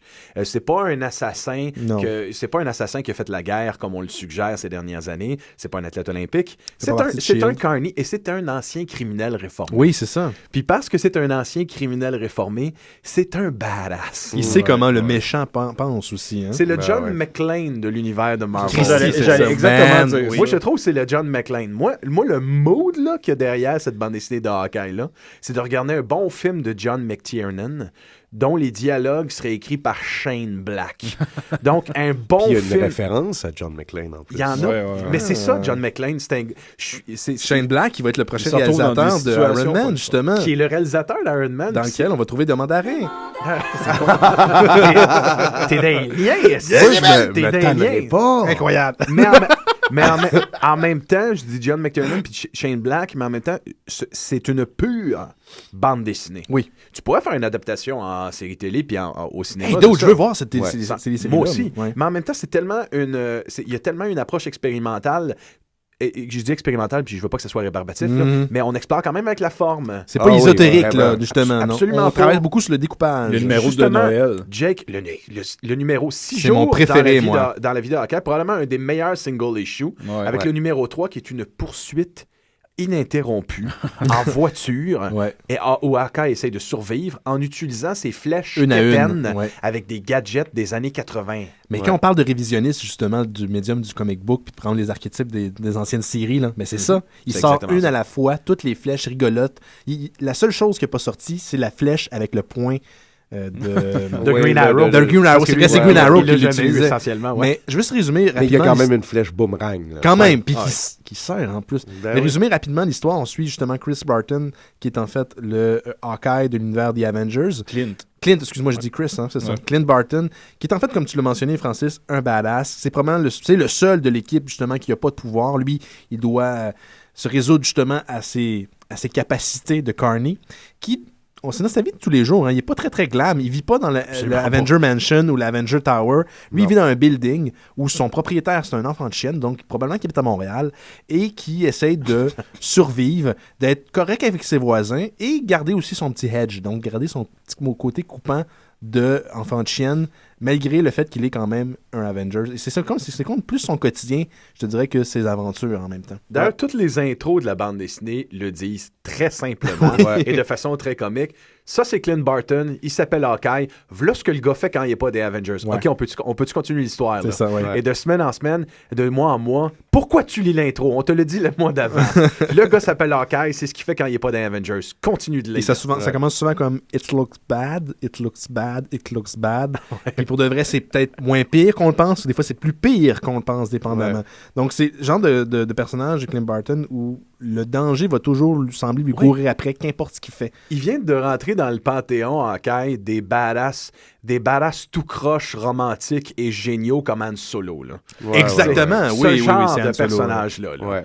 Puis c'est le fun parce qu'il y a des numéros où on le voit à peu près pas tirer une seule et unique flèche. Il mange des mornifs, il sauve des chiens. Je pense qu'il est même jamais en costume. Non, on le voit une fois, on le voit à l'entrée, dans le premier comic, la première page, on le voit plus jamais après. Mais on voit la fin, le 6, on le voit rapidement. C'est que toi qui adores la colorisation, il y a un travail monumental de colorisation. C'est parce que c'est pas de la colorisation en nuances, si je peux dire. Non, c'est des couleurs franches. C'est des hard colors. Exactement. Mais ça marche très bien, c'est pas du tout agressant et que ça fait partie justement de ce que tu appelais tantôt la signature de la bande dessinée. Il y a quelque chose de singulier et d'unique dans cette bande dessinée-là. Moi, je trouvais qu'il y avait des cases qui étaient tellement belle, j'avais le goût de bouffer les pages. Vous avez une scène vers la fin, vous avez dans le 6e numéro, une scène où on voit les Avengers, parce que Clint Barton fait partie des Avengers, et tu as l'impression de petites figurines. Hein, la façon, c'est... Je m'attendais à ce qu'ils fassent des blagues, qui se plaignent de leur mal de dos, du fait qu'ils sont pas bien payés dans les Avengers. T'avais ce genre, justement, d'ironie que tu t'attendais de cette bande dessinée-là. C'est tellement bien amené. Puis il y a beaucoup de métacontextualisation. Oui, parce que quand on disait on jouait avec la forme, moi, la première fois que j'ai vu ça, c'est quand je suis allé chez Francis. J'ai vu tout ça traîner. J'ai fait, c'est bizarre. Je l'ai ouvert. J'ai fait, mon Dieu, c'est David Mazzucchelli qui dessine. Oui. Qui dessinait Batman Year One. Mais c'est vrai que c'est pas lui. Hein? Absolument c'est pas lui. C'est David Aja. David Aja va channeler sans l'émuler, le look à David Mazzucchelli. Exact. C'est pas du plagiat, là, du tout. Absolument pas. C'est au contraire, puis essayer d'imiter David Mazzucchelli, là, on parle d'un des grands maîtres du storytelling. Si t'es capable de l'imiter, là, ça veut dire que t'es bon. Là. Si t'es capable d'imiter un grand maître, t'es pas C'est une référence, c'est pour vous orienter, justement. Sauf que où ça change beaucoup, c'est quand il va mixer ça avec un storytelling qui est quasiment à la Chris Ware. Oui, j'ai l'impression. C'est tellement vrai. C'est ça, man. C'est tellement vrai. C'est la weird. construction des cases, la présentation graphique, des fois ressemble à un plan. Par exemple, chacun des covers Saul Bastien à mort, il y a des flèches. Quand il demande la à timeline Tony... des histoires aussi. Exact. Quand il demande à Tony Stark de plugger son VHS. Oui. Toute la case est faite en filage. D'ailleurs, on pense qu'ils sont en train de désamorcer une bombe. Ils sont juste pas capables de plugger un maudit VHS. Mais c'est super bien dit parce que si tu regardes ça, c'est bien dit ce que tu viens de dire parce que Hawkeye, essentiellement, l'histoire de base, là. C'est Hawkeye qui essaie de trouver de l'argent pour les gens dans son building qui se font exploiter par des mafieux russes et qui essaie de les protéger. Mais y a-tu de quoi de plus comic book que le fameux building en plein milieu de New York? Celui très brooklyn. Là. C'est fou, c'est fou comment ces fameux buildings-là sont des personnages à part entière dans la bande dessinée américaine, de Chris Ware à Spider-Man qui a toujours vécu dans des endroits comme ça. C'est un microcosme. Un building comme ça, ça a une histoire. C'est comme si c'était une entité, justement. Oui, exactement. Puis que tout le monde se connaît, tout le monde soupe ensemble sur le toit. Sur le toit, ça c'est magnifique, ça. J'ose, je sais pas, je m'imagine que c'est le même Christie de building dans Battery Not Included. Oui, c'est le même Christie de building. Celui qui est dans Contract with God. Là, exactement, c'est le même Christie de building. Juste à puis il arrive plein d'affaires, mais là, éventuellement, les gens ils déménagent, ils meurent, tout ça. Mais c'est le même putain de building qui est un peu le témoin silencieux de toutes ces aventures. C'est à côté de Seinfeld. Exactement. Le diner, le restaurant. Il est à côté. Qui est à 3 coins de rue de la base des Ghostbusters. Exactement. Tu peux faire une map de New York complètement fictive à partir de là. Exactement. C'est dans cette zone-là. Comment t'as trouvé ça, toi, Simon, au niveau justement c'était un personnage que tu connaissais beaucoup, Hawkeye? En fait, je le lisais dans Avengers de Bendis depuis un bout, mais avant ça, je peux pas dire que je le connaissais vraiment. Mais, par exemple, il y a quelque chose qu'il faut parler. Mais moi, ce que j'ai vraiment aimé, c'est sa relation avec l'autre Hawkeye. Oui, qu'on n'a pas parlé. Qui l'a comme remplacé pendant qu'il était Ronin, puis qui est resté... le dialogue entre les deux, il est tellement riche, puis il est comment je pourrais dire? Véridique? Ouais, c'est authentique. C'est ça, je veux dire, il y a, moi, une scène que... c'est à partir de là, j'ai écrit, je pense, à tout le monde, cette BD-là, c'était écœurant. Ouais, t'as fait « God damn ». C'est, il y a... pendant une poursuite d'auto, t'as les deux Hawkeye, en fait, qui sont dans un auto, ils foncent dans l'autre char, puis là, la Kate, c'est ça, Kate? Kate, Elle Kate dit, Bishop. c'est une métaphore pour ta vie amoureuse. Je trouve ça tellement génial. Moi, c'est le bout des bouts comme ça. C'est lorsqu'Hawkeye doit fuir dans une situation problématique et qui rentre dans la voiture et qu'elle est au volant, puis qu'il n'a pas tout à fait mis encore ses vêtements. Oui. Puis elle fait « T'es-tu sérieux, là? » Il fait quoi? Qu'est-ce que... Sérieusement, avec les abs, puis tout en bédaine. Sérieusement. Sans la tension érotique, mais qui garde tout son humour. Mais il y a une belle relation, puis c'est très rare de le faire en BD, une belle relation de mentor-élève, justement. Oui, on sent qu'il y a une certaine attraction, mais elle est quand même très, très posée. J'ai l'impression que Clint ne voudrait pas justement mettre de côté cette relation-là pour une relation amoureuse. Oui, il dit clairement. Mais je croyais que Clint Barton était marié avec Mark Non, il était divorcé. C'est divorcé maintenant. Même quand il est revenu de Secret Invasion, ils n'étaient pas ensemble. Et si vous me permettez un petit moment analytique, là, comme je les aime si bien, si fort, ce qui m'a vraiment halluciné, ce qui m'a vraiment frappé quand j'ai fini la série, puis sur le coup, je m'en étais pas rendu compte, c'est que dans à peu près toutes les cultures, l'archer, le personnage de l'archer, c'est un joueur de tours, c'est un trickster, c'est un crosseur de la meilleure espèce. C'est celui qui est embusqué de Robin Hood. Cupidon, en fait, c'est pas un petit gros bébé ici, c'est un crosseur de pire espèce qui tire dans toutes les directions puis qui casse le cœur de tout le monde. C'est bien connu. Ben, Clint Barton, il est que ça. C'est ça qui est magnifique. C'est que sur le coup, tu fais c'est un human punching bag, oui, mais il va t'avoir au change. Il va t'avoir au change. Tôt ou tard, il va avoir le dessus sur toi. Puis en 6 numéros, le personnage est devenu un des tricksters, baveux, crosseurs les plus délicieux que j'ai vu dans un comic depuis super longtemps. Pourtant, je pense qu'à chaque BD, il se fait kidnapper, attaché après une chaise. J'ai une question pour vous.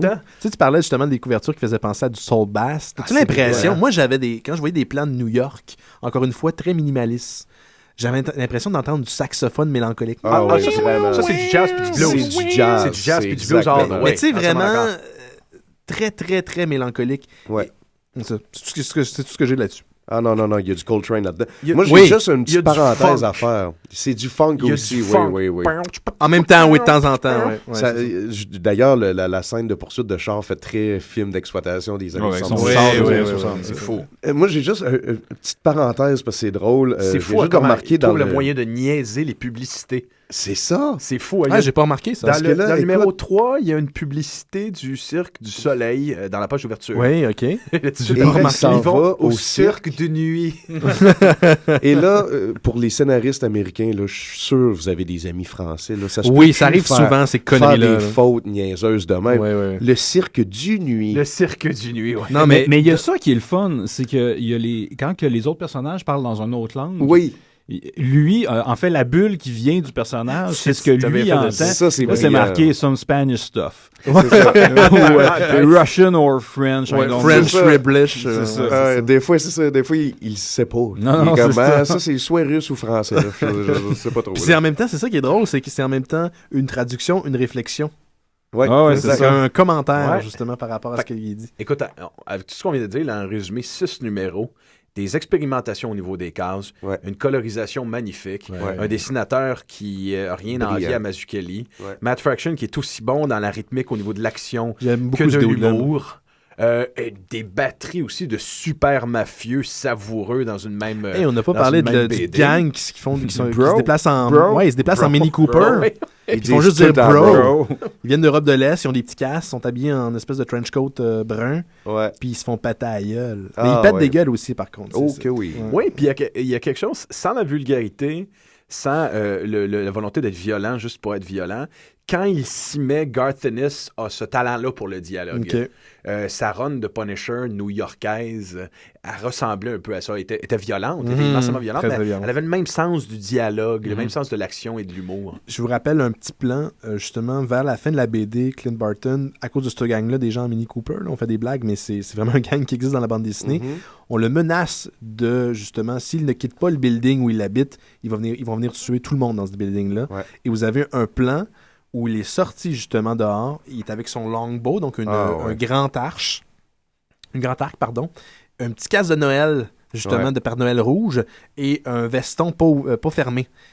c'est juste lui devant le building. C'est Ça beau, veut tout dire. Moi, je Ouais, crisse c'est pas mon fou, camp. Je reste ici. C'est beau. Puis il fait pas appel aux Avengers, bordel. Absolument, Il fait ça tout seul. absolument pas. C'est son turf. C'est son turf à lui. son C'est turf. ses problèmes, c'est ses people. Là. Puis c'est particulier parce que ça est le comic de Noël de Daredevil qui est sorti aussi l'année dernière. Oui. Ce sont les deux meilleurs single issues que Marvel. Donc, Un crossover entre les deux, là, ça n'a pas de ça sens. commence à sentir. Mais est-ce Mais que vous attends, avez- le single, moi je trouve que le single issue numéro 1, je veux dire, il est spectaculaire. Là. Ah, c'est incroyable. Juste comment il joue avec la chronologie dans le temps. Oui. Il y a comme 2-3 histoires en parallèle. Puis la finale, c'est justement là passe qu'il avec sauve le un chien. chien. Là. Puis c'est quoi le nom du chien, tu sais? Il s'appelle Arrow. Non, je vais y trouver un autre nom. C'est ça, il est comme fuck. Je pense qu'il le fait appeler Lucky, justement, à la fin, Ouais. comme pour chance. Même le Puis on- travail de lettrage est magnifique. Ah, ouais. Oui. Non, tout marche, là. Je veux dire, c'est un must. là. En fait, c'est même pas un bémol. J'ai toujours été surpris ces dernières années. Ça a toujours été le fait un peu du comic book, qu'on le veuille ou non.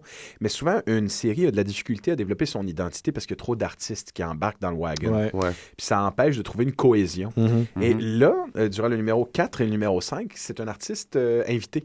Il reste un peu dans les mêmes zones, par contre. Mais oui, Mais ça parce ressemble que beaucoup à ce que sur Daredevil. Daredevil, exactement. Oui, exactement. Fait Ouais. que tu te rends Carlos compte, Martin et je me souviens plus. Oui, j'ai cru que c'était le même dessinateur, d'ailleurs. Ouais, c'est ça. c'est un gars qui s'appelle Javier Pulido. Puis le look ressemble, effectivement.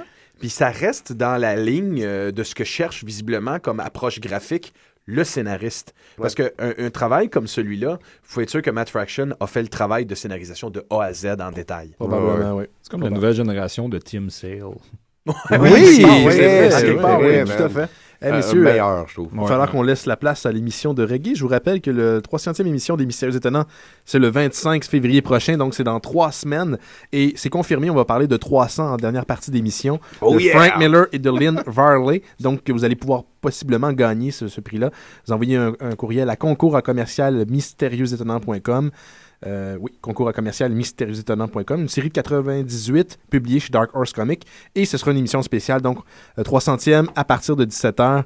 On va dire artistivité parce qu'on ne sait pas exactement qui s'en vient pour l'instant, mais ce sera un rendez-vous. Oh, 300e. On l'a fait-tu en bedaine? Ça s'en vient. Au ciel, il faudrait que ça s'en vienne, mais peut-être pas pour la 300e. Mais je sais pas, je veux pas qu'on se donne des fleurs, mais je pense que c'est jamais arrivé que 300 émissions d'une même émission de balado-diffusion existent au Québec. Moi, j'en connais pas.